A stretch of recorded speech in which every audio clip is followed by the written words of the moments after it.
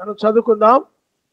అయితే ఆ దినమును గూర్చి, ఆ గడియను గూర్చి తండ్రి మాత్రమే ఎరుగును గాని ఏ మనుషుడైనను, పరలోకమందలి దూతలైనను, కుమారుడైనను ఎరుగరు. నోహు దినముల్లో ఎలాగుండెనో మనిషి కుమారుడు రాకడేను అలాగే ఉండును.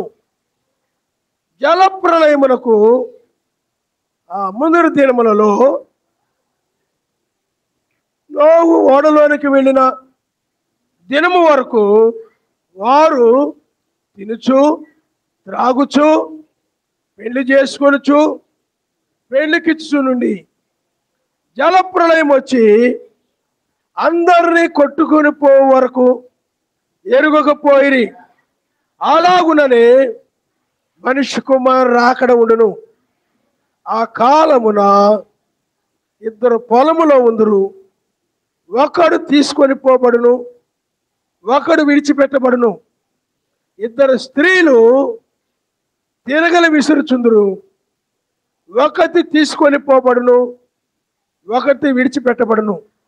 కావున ఏ దినమున మీ ఎలేహము వచ్చునో మీకు తెలియదు గనుక మెలకుగా నుండి. ఏ జామున దొంగ వచ్చును ఇంటి యజమానునికి తెలిసి నిలినేడల అతడు మెలకుగా ఉండి తన ఇంటికి కన్నము వేయనీడని మీరు ఎరుగుదురు. మీరు అనుకుని గడిలో మనిషి కుమారుడు వచ్చును కనుకనే మీరు సిద్ధముగా నుండి. యజమానుడు తన ఇంటి వారికి తగిన వేళ అన్నము పెట్టుటకు వారిపైన ఉంచిన నమ్మకమైన వాడును బుద్ధిమంతుడునైన దాసుడెవడు? యజమానుడు వచ్చినప్పుడు ఏ దాసుడు ఇలాగు చేయుచుండుట అతడు కనుగొనునో ఆ దాసుడు ధన్యుడు. అతడు తన యావదాస్తి మీద వానుంచునని మీతో నిశ్చయముగా చెప్పుచున్నాను. అయితే దుష్టుడైన ఒక దాసుడు తన యజమానుడు ఆలస్యం చేయుచున్నాడని తన మనస్సులో అనుకొని తన తోడి దాసులను కొట్ట మొదలుపెట్టి త్రాగుబోతులతో తినుచు త్రాగుచునుంటే ఆ దాసుడు కనిపెట్టిన దినముల్లోనూ వారు అనుకోనని గడిలోను ఆ యజమానుడు వచ్చి వారిని నరికించి వేషధారులతో కూడా వానికి పాలు నియమించును. అప్పుడు అక్కడ ఏడుపును పండ్లు కొరుకుటిను ఉండును. హల్లెలూయా, హల్లెలూయా. ఈ మెసేజ్ గ్రూప్లో పెట్టావా? హల్లెలూయా, హల్లెలూయా. కాబట్టి పిల్లారా మీరు ఆలోచన చేయండి. ఇప్పుడు మనము యోబును గురించి, మూర్ఖుల గురించి, యోబు ఎలాట వినని వాడుగా ఉన్నావు, అలాగే యోబు వలె ఆయన అర్థము చేసుకునే వ్యక్తి వలె నీవున్నావు. నువ్వు ఆలోచించుకోవాలి. మూర్ఖుడుగా ఉంటే ప్రమాదం. కాబట్టి పిల్లారా ఇప్పుడు మరలా మధ్యాకాశమునకు ఎప్పుడు మనము కొనుక్కోబడతాము అనేటువంటి తెలుస్తుందా అంటే తెలుస్తాయి. ఆయన రాకడ గురించి తెలుస్తుందా అంటే తెలుస్తుందని బైబిల్ చెప్తుంది. చూడండి, మీరు 2వ రాజుల గ్రంథము 2వ రాజుల గ్రంథము 2వ అధ్యాయము మొదటి నుండి ఒకసారి మీరు చదవండి. యావే ఏలియాను ఆకాశమునకు ఏలియాయు ఎలీషాయు కూడి ఏలియా యావే నన్ను బేతేలుకు పొమ్మని సెలవిచ్చున్నాడు గనుక నీవు దయచేసి ఇక్కడ నుండుమని ఎలీషాతో అనెను. ఎలీషా, యావే జీవము తోడు, నీ జీవము తోడు, నేను నిన్ను విడవనని చెప్పగా వారిద్దరును బేతేలునకు ప్రయాణం చేశారు. బేతేలులో ఉన్న ప్రవక్తల శిష్యులు ఎలీషా యొద్దకు వచ్చి, చూడండి, నేడు యావే నీ యొద్ద నుండి నీ గురువును పరమునకు తీసుకొని పోవునని నీ వెరుగుదవా అని ఎలీషాతో అడుగుగా అతడు, నేను ఎరుగుదునని మీరు ఊరుకుండుడనెను. కాబట్టి ఇక్కడ వాళ్ళకి ఏలియా పరమునకు కొనిపోబడే విషయము వాళ్ళకి తెలుసు. కాబట్టి మనము కూడా మధ్యాకాశానికి కొనిపోబడేటువంటి విషయము, అందుకనే ఇక్కడ తీసుకొని పోవునని, గురువును పరమునకు తీసుకొని పోవునని నీ వెరుగుదువా. కాబట్టి మనకు కూడా ఈ చివరి కాలంలో ఏమి మరుగుగా లేకుండా సమస్తము బయలుపరచబడవలసి ఉంది కనుక ఈ రెండవ రాకడలో సమస్త కార్యాలు కూడా ఆయన బయలుపరిచి ఆయన మనల్ని ఆదరిస్తూ ఉన్నాడు. ఆయన నమ్మని స్తోత్రం. హల్లెలూయా, హల్లెలూయా. కాబట్టి ఆ రెండవ రాకడ తెలుస్తుందా అంటే తెలుస్తుందని బైబిల్ చెప్తుంది. అయితే ఆ రాకముందు ఎవరికి తెలియదు, కానీ వచ్చినప్పుడు మాత్రము తెలుస్తుంది. అందుకనే ఎప్పుడో మాకు తెలియదని అందరూ చెప్పారు. కానీ ఏలిగా కూడా ముందు ఆరోహణమయ్యే విషయం తెలీదు. ఆ సమయం వచ్చినప్పుడు అక్కడ తెలిసింది అతడికి. ఈనాడు కూడా ఆ సమయం వచ్చినప్పుడు తెలుస్తుంది, నీకు రాయనక్కర్లేదు అని పౌలు గారు అక్కడ 1వ దశను రాసిన పత్రిక 5వ అధ్యాయము 1 నుండి 5 వరకు మీరు చదివితే అక్కడ రాయబడి ఉంటుంది. ఆ కాలముల గురించి, ఆ సమయముల గురించి మీకు రాయనక్కర్లేదు. అర్థమైందా? మీకు రాయనక్కర్లేదు. ఎందుకనంటే ఆ రోజుల్లో వాళ్ళకు కూడా తెలీదు. కానీ వాళ్ళు ఆయన రాకడ సమీపంగా ఉందని కొంతవరకు వాళ్ళు చెప్పారు తప్ప, అంటే వాళ్ళ కాలంలో రాకడ జరిగిపోద్ది అన్నట్టుగా వాళ్ళు అభిప్రాయపడ్డారు, ఆ విధంగా చెప్పారు. కానీ పిల్లారా, పౌలు గారు మరలా చెప్తున్నాడు, ఆ కాలముల గురించి, ఆ సమయం గురించి మీకు రాయనక్కర్లేదు. ఆ దినము దొంగ వలె వస్తుంది. అయితే మీరు పగటి సంబంధులు కాబట్టి ఆ దినము మీకు తెలుస్తుంది. అంటే లోకమంతా కూడా నాశనము చేయబడి ఒక దినం ఉన్నది. ఆ దినము మీకు, ఆ నాశనమును గురించి ముందుగా మీకు తెలుస్తుంది అని చెప్పి ఆయన నమ్మని స్తోత్రం. హల్లెలూయా. అయితే ఇప్పుడు మనము ఈ మత్తయి సువార్త 24వ అధ్యాయము 36 నుండి మనం చదివినప్పుడు ఆయన ఆ దినమైనను, ఆ జామైను, ఆ గడి అయిను ఎవరికి తెలీదు. అదే 7వ ముద్ర అనమాట. అది ఆయన రాకడ. ఆ రాకడ అనేది ఆయన వచ్చే వరకు కూడా రహస్యంగా ఉంచబడింది అనమాట. అందుకనే బ్రహ్మం గారు అన్నారు, అది ఇప్పుడు తెలీదు, 7వ ముద్ర ఇవ్వబడలేదు, ఇప్పుడు తెలీదు. కానీ అది ఆయన వచ్చినప్పుడు జరగవలసినవి జరుగుతాయి అని చెప్పాడు. ఆయన వచ్చినప్పుడు తెలియజేయబడాల్సినవి కూడా తెలియజేయబడతాయి, అంతేగాని ముందుగా ఏది చెప్పబడదు. అందుకనే ఆ ముద్ర, 7వ ముద్ర, అది అన్నిటికీ ముగింపు అన్నమాట. ఆ ముద్ర గురించి పరలోకములో దూతలకి తెలియదు, భూమి మీద ఉన్న ప్రవక్తలకు తెలియదు, కుమారునికి కూడా తెలియదు. అది ఆయనకు మాత్రమే తెలుసని బైబిల్లో స్పష్టంగా చెప్తుంది. ఆయన నమ్మనిస్తారు. హల్లెలూయా. అయితే ఆయన తెలియదని చెప్పాడు, కానీ చెప్పిన తర్వాత ఆయన ఏమన్నాడంటే, నోహ దినములు ఎలాగుండును, మనిషి కుమారు రాకడ కూడా అలాగే ఉండును. జలప్రళయములకు ముందు దినముల్లో నోవహు ఓడలోనికి వెళ్ళిన దినము వరకు వారు తినుచు, త్రాగుచు, పెళ్లి చేసుకొనుచు, పెళ్లికిచ్చుచు ఉండ్రి. జలప్రళయం వచ్చి అందరినీ కొట్టుకొని పోవు వరకు ఎరుగుపోయి. అలాగుననే మనిషి కుమారు రాకడ ఉండును. ఆ కాలంలో 2 పాములో ఉంటారు, ఒకడు తీసుకొని కొనిపోబడును, ఒకడు విడిచిపెట్టబడును. 2 స్త్రీలు తిరగలు విసురుతుంటారు, ఒకటి తీసుకొని పోబడును, ఒకటి విడిచిపెట్టబడును అని మాత్రం చెప్పాడు మెస్సయ్య. ఆ దినము ఆ జాము గడియ నాకు తెలియదు అన్నాడు ఆయన మొదటి రాకడలో చెప్పి. అయితే మరలా లూకాసు వార్త 17వ అధ్యాయంలో కనుక మీరు చదివినట్లయితే 26 నుండి 37 వరకు మీరు చదివితే అక్కడ లోతు దినముల్లో కూడా జరుగుతుంది అనుంది బైబిల్. అంటే కాలంలోను లోతు కాలంలోను జరిగినట్లుగానే ఆయన రాకడా జరుగుతుంది. ఎందుకంటే ఆ రోజుల్లో నోవహు ప్రపంచమునకు వర్తమానాన్ని బోధించాడు. ఈ కాలంలో నోహు అంటే ఎవరంటే బ్రహ్నాం గారు. నోహు అంటే ఎవరు చెప్పండి? మరి ప్రపంచానికి వర్తమానాన్ని ప్రకటించింది ఎవరు? బ్రహ్నాం గారు. కాబట్టి 7వ సంఘ కాలంలో 7వ దూత ఆయనే ప్రపంచ దేశాల్లో 7 సార్లు చుట్టి వచ్చి ప్రపంచ వర్తమానికుడు. అలాగే ఆనాడు నోహు కూడా ఆ రోజుల్లో ప్రపంచ వర్తమానికుడు, ప్రపంచానికి సువార్త బోధించాడు.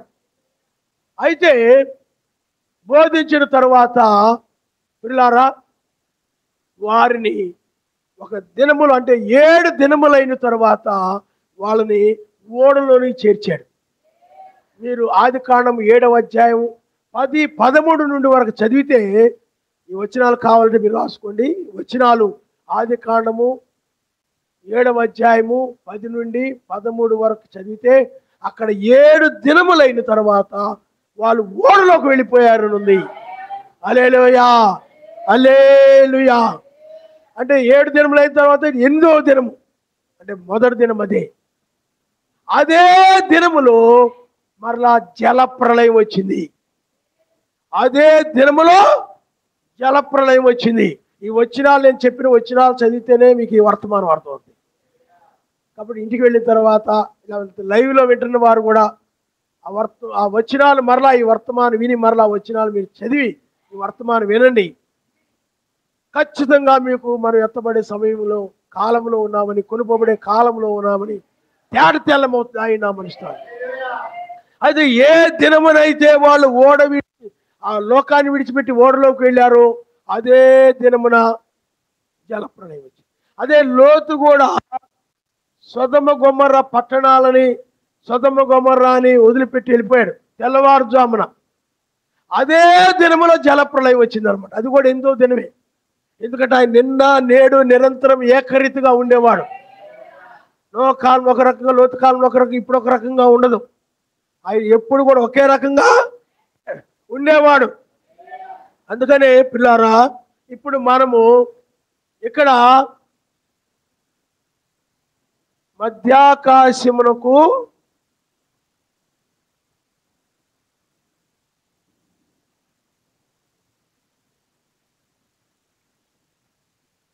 వధువు ఎప్పుడు కొనిపోబడును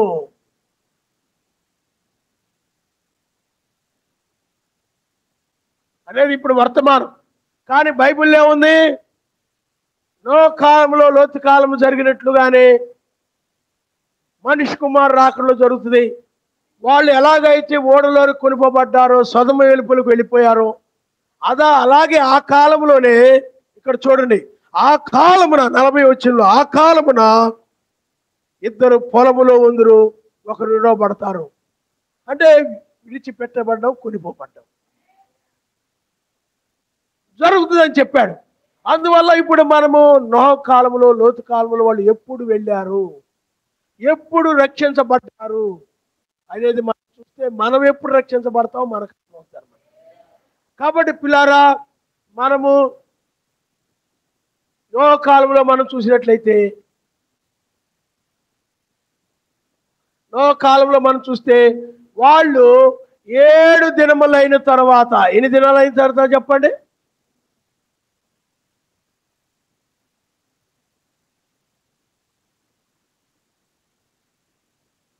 7 దినములైన తర్వాత వాళ్ళు అంటే 8వ దినములో, అదే ఆదికాండం 7వ అధ్యాయము 10, 13లో ఉంది. అమ్మ మీరు మైక్ ఏదైనా వినపడకపోతే చెప్పండి. అలా బండగా కూర్చొని ఉంటారు. మీరు కూడా అలా కూర్చొని ఉండకండి, మైకైనా పట్టలేదని చెప్పారనుకోండి చూసుకుంటారు, వాయిస్ రికార్డ్ అయింది. అర్థమైందా? కాబట్టి పిల్లారా, ఇక్కడ 7 దినములైన తరువాత అంటే 8వ దినము, 7 దినములైన తర్వాత 7 తర్వాత ఏమవుతుంది చెప్పండి? 8వ దినం. ఈ 8వ దినములో ఇక్కడ ఓడలోకి వెళ్ళారు.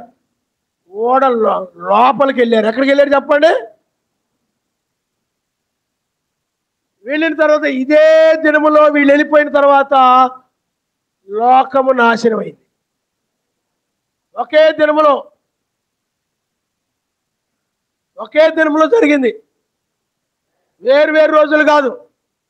8వ దినములోనే 2 కార్యాలు జరిగాయి.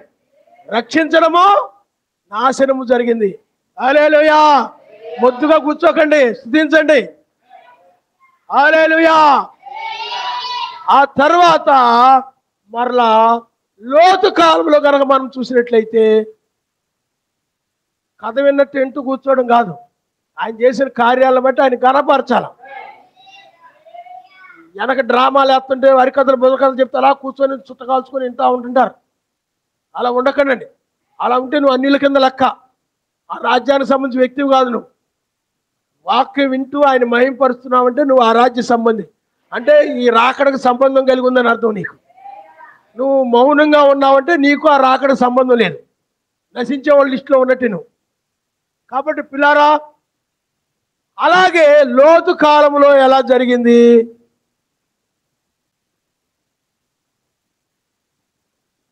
లోతు కాలంలో 8వ దినము,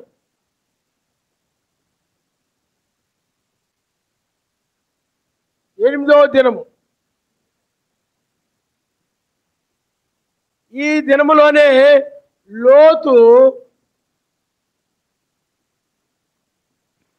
సొదొమ వెలుపలికి వెళ్ళిపోయాడు.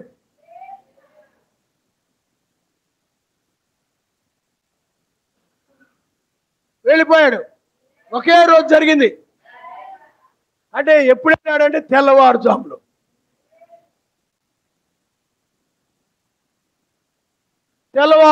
వెళ్ళాడు. అర్థమైందా మీకు ఇప్పుడు? ఆ తర్వాత వెళ్ళిపోయిన తర్వాత సూర్యుడు ఉదయించాడు. సూర్యోదయం అప్పుడు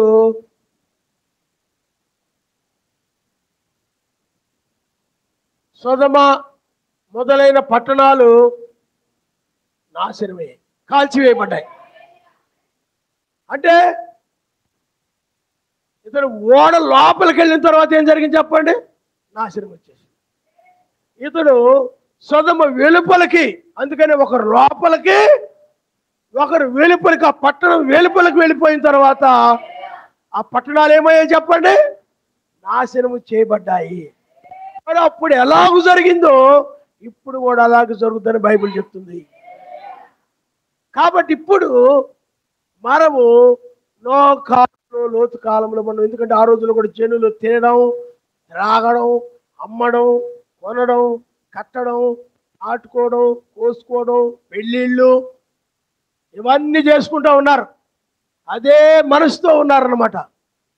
ఈ రోజుల్లో కూడా అదే విధంగా ఉన్నారు. ఎక్కడ చూసినా జనులు భూ సంబంధం వాటి మీద మనసు కలిగి తినడం, ఎక్కడ చూసినా త్రాగడం, అమ్మడం, కొనుక్కోవడం, కట్టుకోవడం, నాటుకోవడం, కోతలు కొట్టుకోవడం, పెళ్ళిళ్ళు, ఇవే మనసంతా. జనులందరూ కూడా అదే పనిలో ఉంటున్నారు, అదే మనసుతో ఉంటున్నారు. నిద్ర లేచిన దగ్గర నుండి కూడా అదే మనసు, అదే ఆలోచన, ఏ ఆలోచనతో. అందువల్లే మనం ఈనాడు ఆ కాలంలో నాశనానికి ముందు జనులు ఎలా ఉన్నారు, ఈ కాలంలో కూడా జనులు అదే విధంగా ఉన్నారు. ఇది మీరు గుర్తుపెట్టుకోవాలి. ఆయన నా మనిషితో. హల్లెలూయా, హల్లెలూయా.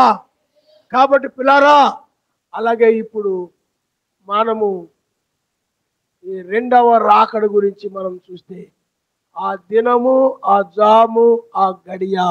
అందుకని ఇక్కడ ఏముంది రాయబడి చెప్పండి? 41వ వచనములు, 42వ వచనములు, కావున ఏ దినమున మీ మెస్సయ్య వచ్చునో మీకు తెలియదు గనుక మెలకుగా ఉండుడి.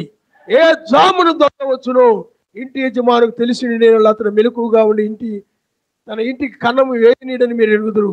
మీరు అనుకున్న గడిలో మనిషి కుమారుడు వచ్చును కనుకనే మీరు సిద్ధముగా ఉండుడి.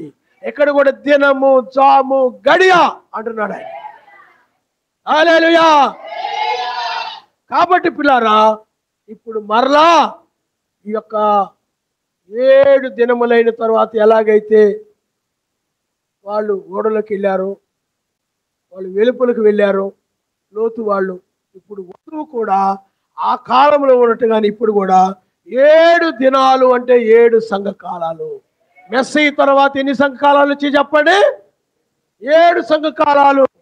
7 సంఘకాలాలు అంటే 7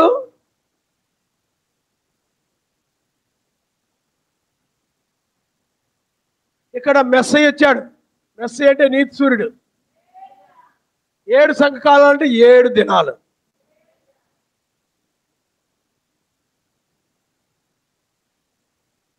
7 దినములు. అలాగే ఇక్కడ 7 నక్షత్రాలు ఉన్నాయి. ఎన్ని నక్షత్రాలు చెప్పండి?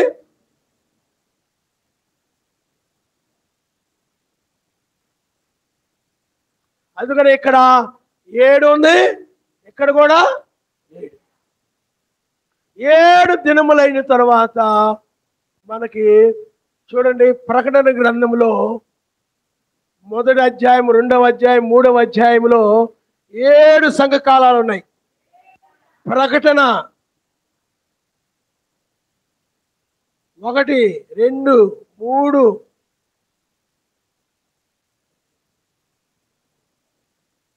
అధ్యాయములలో 7 సంఘకాలాలు ఉన్నాయి. ఎన్ని సంఘకాలాలు ఉన్నాయి చెప్పండి? హల్లెలూయా. 7 సంఘకాలాలు ఉన్నాయి. ఇక్కడ మన ఆ కాలంలో వలె ఇప్పుడు మనకి ఒక 8వ దినం వచ్చింది.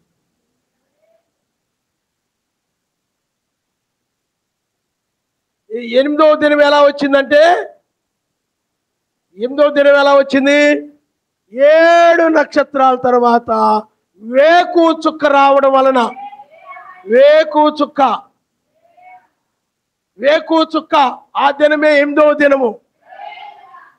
ఆయన వచ్చాడు కాబట్టి 8వ దినం వచ్చింది ఇప్పుడు. అందువల్ల ఇప్పుడు వేకు చుక్క దినములు అంటే దావీదు నక్షత్రం దినములో 8వ దినములో ఉన్నాం మనం. హల్లెలూయా. అందుకనే 7 దూతలు, 7 నక్షత్రాలు, 7 దూతల యొక్క కాలమే 7 దినాలు. అలాగే వేకు చుక్క దినం ఏమైందంటే 8వ దినము. అయితే ఇక్కడ ఏం చేశాడంటే, ఓ కాలంలో వాని క్రియలను బట్టి జీతం ఇచ్చాడు. నీతిమంతులను రక్షించి పాపుల్ని శిక్షించాడు. లోతు కాలంలో కూడా నీతిమంతులను శిక్షించి పాపుల్ని శిక్షించాడు. ఇప్పుడు రెండవసారి 1996లో 7 నక్షత్రాల తర్వాత వేకు నక్షత్రముగా వాని క్రియలను బట్టి లోతు కాలంలో ప్రతిఫలం ఇచ్చినట్లుగానే ఇప్పుడు కూడా ప్రతిఫలం ఇవ్వడానికి ఆయన వచ్చాడు. హల్లెలూయా. హల్లెలూయా. ఇప్పుడు 1996 నుండి ఆయన రంగం మీద ఉన్నాడు. అందుకనే ప్రకటన గ్రంథం 22వ అధ్యాయం 10, 16లో ప్రతి వాని క్రియలు బట్టి జీతం నా యొద్ద ఉంది, ఇదిగో నేను ప్రకాశమానమైన వేకు చుక్కనని చెప్పాడు. ఇప్పుడు వేకు చుక్కగా వచ్చాడు. కాబట్టి ఇప్పుడు మనం ఎక్కడున్నామంటే వేకుజామున ఉన్నాం. వేకు చుక్క దించేప్పుడు ఏమొస్తుంది చెప్పండి? ఈ వేకుజామున ఆయన ఏం చేస్తున్నాడంటే, ఇక్కడికి అంటే ప్రకటన గ్రంథం 4వ అధ్యాయం నెరవేరుతుంది అనమాట. ఇక్కడికి ఎక్కి రమ్ము. హల్లెలూయా. హల్లెలూయా.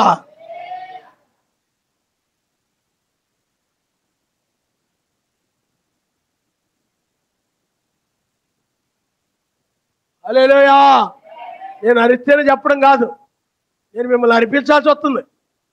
మీ అంతటి మీరు స్తుతించగలగాల, నవ్వుకోవడం కాదు. నేను హల్లెలూయా అంటే అంటాం కాదు, అప్పుడు అనాలి. ఆ మాటలను బట్టి హల్లెలూయా అని స్తుతించగల, అది నిజమైన వధువు అంటే. మీకు అర్థమైందా? బాబాయ్ పాస్టర్ గారు అరిచేస్తాను, నేను కూడా అరవాలని చెప్పి అరిచావు అనుకో, అది నిజమైన వధువు కాదని. అలాగ స్తుతించాలి. నీ అంత నీవు ఆ మాటలను బట్టి, ఆ కార్యాన్ని బట్టి నీ హృదయంలో నుండి ఉప్పొంగి వచ్చేసి స్తుతించాలనిపిస్తాయి. అది నిజమైన వధువు. నిజంగాని వధువు ఏంటంటే కూర్చొని అలా ఉంటుంది, ఇలా ముడుచుకొని ఉంటుంది, ముడుచుకొని ఇలా కూర్చొని ఉంటుంది, ఇలాగ చేతులు ముడుచుకొని హల్లెలూయా అనగానే హల్లెలూయా అని అరుస్తుంది అనమాట. మిగతా టైం మళ్ళీ కాముగా ఇలా ముడుచుకొని కూర్చుంటుంది. నా పని అయిపోయింది, మళ్ళీ ఆయన అరిచినప్పుడే అరవడమే. నిజమైన వధువు అలా కాదు. ప్రతి మాటకు ఆమెను చెప్తూ ఉంటుంది, హల్లెలూయా చెప్తుంటుంది. ప్రతి మాటకు ఆమెని కదిలిస్తుంది కాబట్టి చెప్తూ ఉంటుంది అంతే. నేను పాస్టర్ గారు చెప్తే చెప్తాం అనుకోదు. అది నిజమైన వధువు. నువ్వు నిజమైన వధువు కాదు ఆలోచించుకో. కాబట్టి పిల్లారా, ఇక్కడికి ఎక్కి రమ్మని ప్రకటన 4వ అధ్యాయం, ప్రకటన 4వ అధ్యాయంలో ఎక్కి రమ్మని ఉంది. అది జరుగుతుంది ఇప్పుడు. హల్లెలూయా. ఇప్పుడు ఇక్కడే వధువు పైకి కొనిపోబడుతుంది. పైకి. అందుకనే 1995లో కృపా సింహాసనం తీర్పు సింహాసనంగా మారింది. తర్వాత ఆయన 1995లో ఉరుముతూ ఆయన క్రిందకు వచ్చాడు. కిందకు వచ్చిన తర్వాత 1996లో వేకుచుక్క గురించి బయలుపరుచుకున్నాడు. ఇప్పుడు 8వ దినములో ఉన్నాము. వేకుజామున ఉన్నాము. ఇప్పుడు మనం ఇక్కడ పైకి కొనిపోబడే కాలంలో ఉన్నాం. హల్లెలూయా. ఇదే 7వ ముద్ర. బ్రహ్నాం గారికి 7వ ముద్ర తెరవబడాల. ఇప్పుడు 7వ ముద్ర అంటే ఆయన రాకడ తెరవబడమే, తీర్పు తెరవబడమే, 7వ ముద్ర తెరవబడ్డం. అందుకని 8వ దినముగా తీర్పు దినమైనది. ఇప్పుడు ఇక్కడ మనము, వాళ్ళు ఎలా ఓడలోకి వెళ్ళారు, వెలుపులకు వెళ్ళారు, ఇప్పుడు మనం పైకి వెళ్తాం. మన వంతు వచ్చింది. ఇప్పుడు మన వంతు వచ్చింది. మనకు పైకి వెళ్ళే వంతు వచ్చింది. ఆమేన్. హల్లెలూయా. ఇప్పుడు మనం ఇక్కడ ఉన్నాం. ఇక్కడ మనము పైకి ఎక్కి రమ్మన్నప్పుడు వధువు ఆనోకు వలె పైకి వెళ్ళిపోతుంది. ఆనోకు వలె ఏం చేసి చెప్పండి? వధువు. అందుకనే 7వ సంఘ కాలంలో వధువు ఈ 8వ దినములో, 7వ సంఘ కాలంలో ఆయన కోసం కనిపెడుతున్నటువంటి వధువు ఈ 8వ దినములో ఎక్కి రమ్మనే స్వరము న్యాయాధిపతి. అందుకని ఇది పైనుండి వస్తున్న స్వరము. అయితే ఆయన మధ్య ఆకాశానికే వస్తాడు కానీ భూమి మీద ఆయన ఎక్కి రమ్మనే స్వరం వినపడుతుంది. అదే బూరధ్వని ప్రధానతో శబ్దం. అదే వేకు చుక్క యొక్క రాకడ. అందుకని మధ్యాకాశం యొక్క రాకడ, వేకు చుక్క రాకడ ఒకటే, వేరు వేరు కాదు. ఆయన న్యాయాధిపతిగా 2వసారి వస్తాడు కానీ మధ్యాకాశంలో న్యాయం తీర్చడు. తీర్చేది భూమి మీదనే. అందుకనే భూమి మీదనే ఆయన రంగం మీద ఉండి ఆయన ఏమి చేస్తూ ఉన్నాడంటే ఎక్కి రమ్మని పిలుస్తూ ఉన్నాడు. నిజమైన వధువు ఎవరైతే ఉన్నారో వాళ్ళు ఎక్కి వస్తారు. నిజమైన వధువు ఎవరున్నారో వాళ్ళే ఈ లోకాన్ని వదిలిపెట్టి పైకి వస్తారు. మధ్యాకాశానికి వస్తారు పైకి. ఆ పైకి మధ్యాకాశానికి వచ్చిన తర్వాత భూమి మీద సూర్యుడు అంటే మోషే, ఏలియా వస్తారు. మనం వెళ్ళి ఒకే దినములో 2 కార్యాలు. మోషే, ఏలియా శ్రమలు. అందుకనే మనము చూడండి, వాళ్ళు ఊళ్ళోకి వెళ్ళిపోయారు, అదే దినమున నాశనం వచ్చింది. వీళ్ళు సొదమ విడిచి వెళ్ళిపోయారు, అదే దినమున నాశనం వచ్చింది. ఇక్కడ ఈమె వధువు ఎత్తబడుతుంది, శ్రమలు ఉన్నాయి. ఈ విడవబడిన వాళ్ళందరూ కూడా శ్రమల్లో పడిపోతారు. కాబట్టి ఇప్పుడు మనం మధ్యాకాశాన్ని కొనుక్కోబడేది ఎప్పుడు చెప్పండి? ఎప్పుడు కొనుక్కోబడతాం? 8వ దినంలో. ఎప్పుడు? హల్లెలూయా. ఆమేన్. ఇప్పుడు మనం ఏకూజామంటే పైకి వెళ్ళే సమయంలో ఉన్నాం. మరి నోకాలు నొతుకాలు జరిగినట్టుగా ఇప్పుడు కూడా జరుగుతుంది. అందువల్లే మనం కొనుక్కోబడే సమయంలో ఉన్నాం. అందుకనే మనం కొనుక్కోబడి యావదాస్తి, ఆయనకు యావదాస్తికి వారసురాలు. ఎందుకంటే వధువు ఆ నిత్య స్వాస్థ్యానికి వారసురాలు అవుతుంది. ఇక ఎవరైతే ఈ వాక్యము విన్నవారు కానీ విని మారని వాళ్ళు లోకముతో పాటు విడిచిపెట్టబడతారు. ఆ పిచ్చి కటింగ్ కత్తిరించుకోవద్దంటే కత్తిరించుకుంటూ ఉండి, ఏమండి లోకములో వాటిని ప్రేమించొద్దంటే ప్రేమిస్తూ ఉండి, ఆరాధన మానకూడదంటే నాకు ఆ పని ఉంది ఈ పని ఉందని అవి నాకు ముఖ్యం, నాకు పరలోకం ముఖ్యం కాదు అని అనుకొని, ఏమండి ఆ ప్రార్థనకు రాకుండా ఆరాధన రాకుండా సులువుగా మానేస్తున్నారు. భయం భక్తి లేకుండా, ఏమండి వాటిని ఘనంగా ఇస్తుంటారు. ఇలాగ ఉన్న వాళ్ళందరూ కూడా ప్రమాదంలో పడతారు. గుర్తుపెట్టుకోండి, బైబిల్ ఆ విధంగా చెప్తుంది. ఈ ప్రేమను చూస్తాడు ఆయన, ఎంత ప్రేమిస్తున్నావు ఆయన చూస్తుంటాడు. కాబట్టి పిల్లారా, లోకంలో వాటిని ప్రేమించే వాళ్ళు ప్రమాదంలో పడతారు. ఐక్య విచారం కలిగిన వాళ్ళు ప్రమాదంలో పడతారు. అర్థమైందా? ఆయన కంటే ఎక్కువగా లోకంలో వాటిని ఎందుకు మీరు ఎలా చెప్తున్నారు పాస్టర్ గారు, మేము ప్రార్థన రాకపోతే ఏమవుతామని?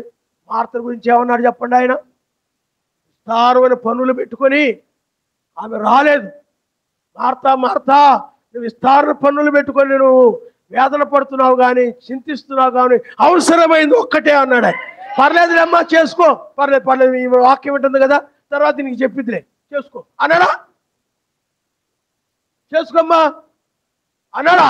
అవసరమైంది ఒక్కటే. హల్లెలూయా.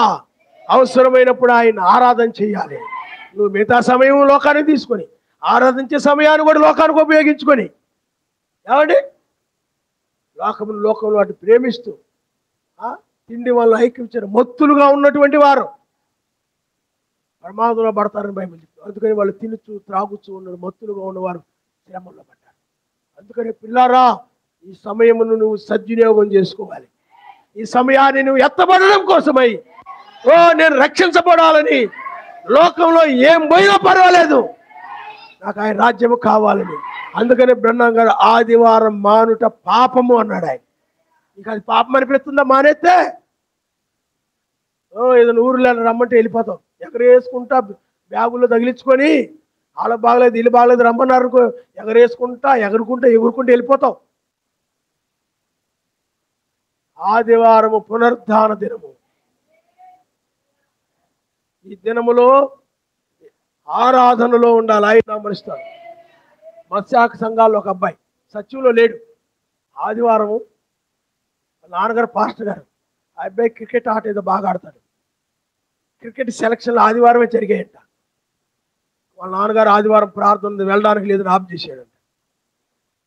వెళ్ళేవాడు కాదంట. ఆ అబ్బాయి నేషనల్లో ఎక్కడో బాగా ఆటలాడాల్సిందంట. కానీ ఆ అబ్బాయి ఆదివారం కోసం ఈ సెలక్షన్స్కి వెళ్ళక పోగొట్టుకొని కూలి పని చేసుకుంటున్నాడు. అతను అన్నాడు, కూలి పని చేసుకున్న పర్లేదు, నా పరలోక రాజ్యం ఉంది. నేను ఆటలాడి గొప్ప పేరు పోగొట్టుకుని ఉండొచ్చు లోకంలో, ఆ పేరు పోతే పోయింది, డబ్బు పోతే పోయింది, ఆస్తి పోతే పోయింది, నేను కూలి పని చేసుకుంటే నాకు పరలోకం ఉందో చాలన్నారు. ఆయన మనిస్తాడు. హల్లెలూయా. అందుకని ఈ సమయాన్ని నువ్వు సద్యోగం చేసుకుని చెప్పు. సద్యోగం చేసుకుంటే ఆ మాట నువ్వు పాటించినట్టు లెక్క. కాబట్టి పిల్లారా, ఇక్కడ నిజమైన వధువు పైకి వెళ్ళిపోతుంది. ఇది 7వ ముద్ర అంటే ఇదే. 7వ ముద్ర అంటే రెండవ రాకడ వాక్యము బయలుపరచబడ్డమే 7వ ముద్ర తెరవబడ్డం. 3వ ఈడుపు అంటే వాక్య బయలుపాటు. ఇప్పుడు వాక్యము బయలుపరచబడుతున్నటువంటి కాలంలో మనం ఉన్నాము. కాబట్టి ఇప్పుడు మనం ఎక్కడున్నామంటే ఇక్కడ ఉన్నాం. కాబట్టి వాళ్ళు ఎలాగైతే నాశనం గురించి తప్పించుకుని వాళ్ళు వెళ్ళిపోయారో, మనము కూడా ఇప్పుడు రాబోయే శ్రమల నుండి తప్పించుకొని మనం వెళ్ళిపోతాం పైకి. హల్లెలూయా. కాబట్టి ఇప్పుడు వధువు మధ్యాకాశానికి కొనుపడి కాలం ఏం చెప్పండి? 8వ దినములో వేకుజాములో 3వ దినములో కొనుపబడతాయి. అందుకని ఆ దినము జాము గడియ అంటే 3వ గడియ. వేకుజాము ఎన్ని గంటల నుంచి ఆరంభమైంది? 3 గంటల నుంచి ఆరంభమైంది. అలాగే సేమ్గా మనకు కూడా ఈ యొక్క వేకుజాము ఎప్పుడు ఆరంభమైందంటే 2 దినములైన తర్వాత 3వ దినం నుండి ఆరంభమైంది. అంటే 2001, 2002, 2000 సంవత్సరాల తర్వాత, అంటే 1996 నుండి 3వ దినము 3వ గడియ ఆరంభమైంది. కాబట్టి ఇప్పుడు మనం 8వ దినములో వేకుజామున 3 గడిలో ఉన్నాము. ఈ గడిలోనే అందుకనే ఈ వేకుచుక్క వర్తమానమే ప్రధాన దూత శబ్దము, బోరధ్వని. మరి బెనాం గారి వర్తమానం ఆర్భాటము, జాన్సన్ గారి ఆర్భాటమే, 5 రకాల పరిచయం ఆర్భాటమే. అదే సాయంకాల వర్తమానం అర్ధరాత్రి కేక, కోడి కూసే వేళ. ఆ బెనాం గారి పరిచర్లో వేకుచుక్కకు ముందు ఇవన్నీ నెరవేర్చబడ్డాయి. ఇప్పుడు తెల్లవారుజాములో హల్లెలూయా, హల్లెలూయా, హల్లెలూయా. కాబట్టి పిల్లారా, ప్రధాన దూత శబ్దముతో ఆర్భాటముగా కనబోరధ్వనితో రారాజుగా తెంచెను, రారాజుగా తెంచెను. నాయవే మేఘములో గ్లోరీ గ్లోరీ రారాజుగా తెంచెను. నాయవే మేఘములో లైన శోధులు యశువనందు మహిమను దాల్చుదురు. మృతులైన శోధులు యశువనందు మహిమను దాల్చుదురు. సజీవ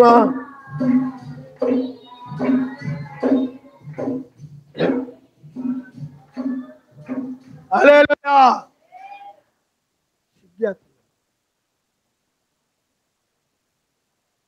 ఒకడొకరు శరణం, ఇంకో శరణం. ఇక్కడే కదా పాడేది, మన ఇంటి దగ్గర పాడుకోం, ప్రాక్టీస్ చేసుకోం పాటలు. ఒకరొక చరణం పాడుతుంది, ఇంకొక చరణం పాడటం. చూడకుండా పాటలు రావు, అన్ని తప్పులు పాడటం. ఎప్పుడు మారుతారు మీరు? ఈ చెవిలో వినడం, ఈ చెవిలో వదిలేసేది. మృతులైన శోధులు యశువనందు మహిమను దాల్చుదురు. మృతులైన శోధులు యశువనందు మహిమను దాల్చుదురు. మగలా యావే వాలే महिमा गला प्रिया यावे वाले ये गिरी पोदुमु गगनमुनु आमेन हालेलुया गगनमुलोना प्रधान दूत शब्दमुतो आर्भाटमुगा काडबोरध्वनितो राराजुगा కీర్తించెను నాయవే మేఘములో గ్లోరీ గ్లోరీ హల్లెలూయా 1963లో మేఘములు ఆయన దర్శనమిచ్చాడు. అది రాకడ కాదు, రెండవ రాకడ దర్శనము. 95లో ఆయన ఉరుముతూ మేఘములో వచ్చాడు. 96లో వేకొచ్చు గురించి బయలుపరిచాడు. ఇప్పుడు వేకొచ్చుక దినమే 8వ దినము, న్యాయాధిపతి దినము, యోధా గోత్రము సింహం యొక్క దినములో మనం ఉన్నాము. ఇప్పుడు వాని వాని క్రియలను బట్టి ప్రతిఫలం. అయితే ఆనాడు నోవహు లోతు వాళ్ళందరూ కూడా ఆ యొక్క ప్రకృతి సంబంధం దినములో ఉన్నారు. కానీ ఇప్పుడు మనమైతే ఆత్మ సంబంధంగా ఆయన దినములో ఉన్నాము, కుమారుని దినములో ఉన్నాము. హల్లెలూయా హల్లెలూయా.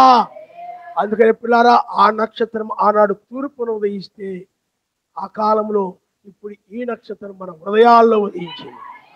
తెల్లవారు వేకు చుక్క మీ హృదయాల్లో ఉదయించే వరకు తూర్పును కాదు సుమా, మన హృదయాల్లో 93 తూర్పు నక్షత్రం కానీ పడ వరకు అది తూర్పు నక్షత్రం అని అర్థమవడానికి ఆ విధంగా చూపించాడు. కానీ హృదయంలో ఉదయించడం ద్వారా హృదయంలో మేల్కొలుపు కలుగుతుంది. హృదయం మేల్కొని లోకాన్ని విడిచిపెట్టి ఆమె పైకి వచ్చేస్తుంది. లాజరు ఎలాగైతే నిద్ర మేల్కొన్నాడు, లాజరుని ఎలాగైతే బిగ్గరగా బయటికి రమ్మని పిలిచాడు, ఆయన ఇప్పుడు కూడా తన వధువుని పిలుస్తున్నాడు. హల్లెలూయా! నువ్వు పైకి వచ్చే సమయం ఇది. భూసముద్రం వాటిపై మనసు పెట్టుకోవద్దు సుమా. నీ విడుదల వచ్చింది కాబట్టి, ఈ దేహం విడుదల పొందే సమయంలో ఉన్నాం కాబట్టి, ఈ లోకము నుండి విడుదల పొంది పైకి వెళ్ళే సమయంలో ఉన్నాం కనుక నీ తలను పైకెత్తుడి. ఇప్పుడు గనక నీవు ఈ వాక్యం విని దాన్ని పాటించకుండా ఉంటే, విడవబడితే ఇక నీ కనికరం దొరకదు. నరకంలో పడి ఆడవలసిందే. చింపాంజీ కట్టింగ్లు వేసుకుని ఏమండి లోకంలో వాటి ప్రేమిస్తూ ధనాపేక్షలు కలిగి ఐక్య విచారాలు కలిగిన వాళ్ళంతా తిండి వల్ల వాటిని మత్తుగా కూర్చొని కళ్ళు ఆరుపుతూ మూతపడిపోతుంటే కళ్ళు బలవంతంగా తెరుస్తుంటారు. శిక్షలా ఉంటుంది కొంతమందికి. ఇలాంటి వాళ్ళందరూ కూడా ఏమవుతారు చెప్పండి? ప్రమాదంలో పడతారు. ఆ ప్రమాదంలో పడకుండా ఉండాలంటే నీవు హృదయాన్ని మార్చుకో. లోకాన్ని విడిచిపెట్టి లోక కార్యాలు లోకస్తుల పిల్లల వలె ఉండకుండా అన్యుల పిల్లల వలె, నేను చూడగానే అన్యులు గుర్తుకు రాకూడదు. నేను చూడగానే ఆ గాలి దేశ దిమ్మర్లు గంజాయిలు గుర్తు రాకూడదు. నేను చూడగానే గంజాయి కుర్రోళ్ళు తాగుబోతు కుర్రోళ్ళు గుర్తుకొస్తాను. నీ కటింగులు నీ జుట్లు చూస్తూ ఉంటాయి. అదేవిధంగా నీ బట్టలు ఎన్ని చూస్తూ ఉంటాయి. ఆడపిల్లలు కూడా. కాబట్టి సమయం ఉగ్రత రాబోతుంది భూమి మీద. అందువల్ల ఆ పాస్టర్ గారు వాళ్ళు అంటారు కానీ నాకు బైబిల్లో పేరు పెట్టినా తెలుసు. నీ పేరు బైబిల్లో పేరున్నంత మాత్రం పరలోక రాజ్యానికి ఏమి రావు. ఇవన్నీ క్రియలు ఉంటేనే ఆరాధన రావడం, వాక్యం వినడం, పరిచర్య చేయడం, క్రియలు బట్టి తీసుకెళ్ళిపోతాడు తప్ప పేరు బట్టి ఏమి తీసుకెళ్ళడం. నా పేరు యోహాను అంటే తీసుకెళ్ళిపోవడం. ఓ ఇతని పేరు యోహాన్ రా, ఏమండి ఇతని పేరు దానియేలు రా, ఇతని పేరు యోసేపురా, ఇతని పేరు యాకోబురా, ఇతని పేరు యోబురా, ఇతని పేరు ఆనోకురా, ఇతని పేరు నోహోరా, ఇతని పేరు మరీరా, శారారా. పేర్లు పెట్టుకున్నంత మాత్రం వెళ్ళిపోము. పేర్లు కాదు, క్రియలను బట్టి లోకాన్ని విడిచిపెట్టిన వారే తీసుకెళ్ళిపోతాడు ఆయన. నేను ప్రార్థన రాకపోయినా పర్లేదు, నా పేరు బైబిల్లో ఉంది, నేను వచ్చేస్తాను అనుకోగకు, మోసపోతావు సుమా.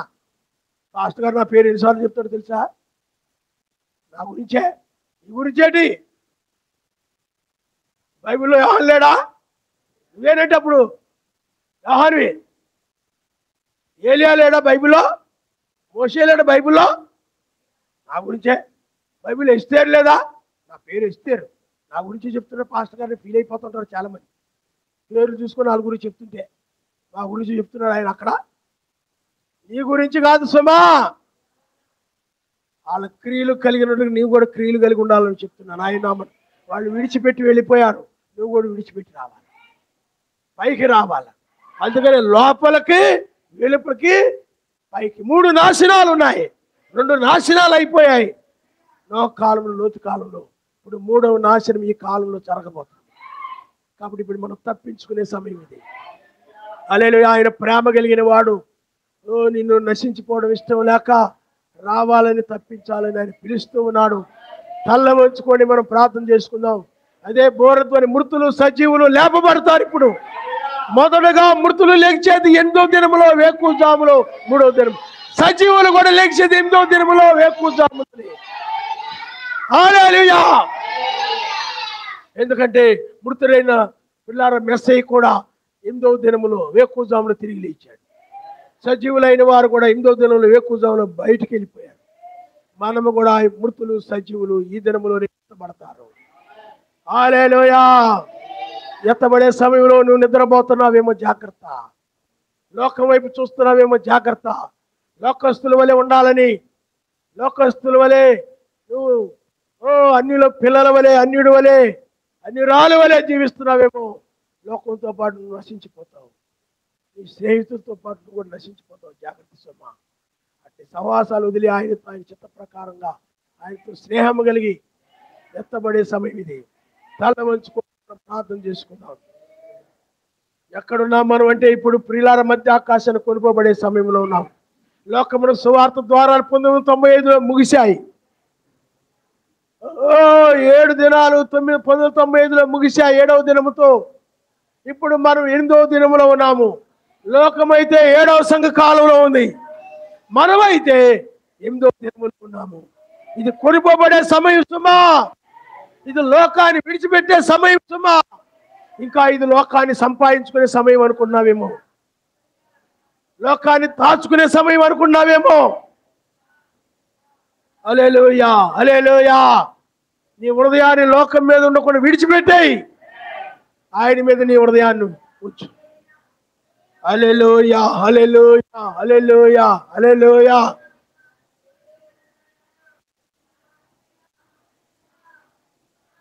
పిల్లారా, బైబిల్లో పేరు నా పేరు ఒకటే. నేను ఒకవేళ మోసపోవద్దనే ఉద్దేశంతో చెప్తున్నాను. మోసపోవద్దు సుమా. నేను నా పేరు ఒకటే కాబట్టి నేను కూడా పైకొత్తాను అనుకోవద్దు. మోసపోతావు. క్రియలు నీ హృదయంలో లోకాన్ని విడిచిపెట్టి హృదయాన్ని ఆయన వైపు ఉంచు సుమా. నీ హృదయము లోకం మీద ఉండే సమయము కాదు ఇది. నీ హృదయము ఆయన వైపు ఉంచే సమయము. తెల్లవారుజామున లోతు సొదొమ మీద ఉంచకుండా తన హృదయాన్ని ఆయన వైపు ఉంచాడు. నీవు కూడా లోకం మీద ఉంచకుండా నీ హృదయాన్ని ఆయన మీదే, ఎల్లప్పుడూ ఆయన మీదే. హల్లెలూయా, హల్లెలూయా.